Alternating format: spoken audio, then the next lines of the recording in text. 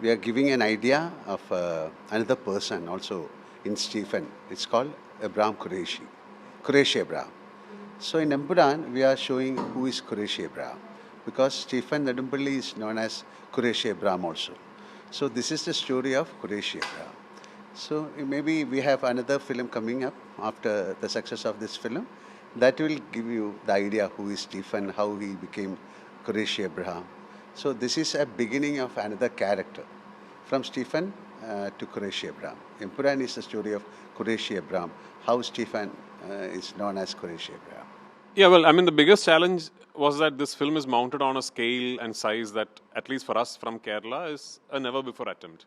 So to pull off that was actually a challenge. And the biggest challenge being that this is a film shot for real in real locations. So it took me almost 2 years to travel around the world and find locations where I can shoot the film.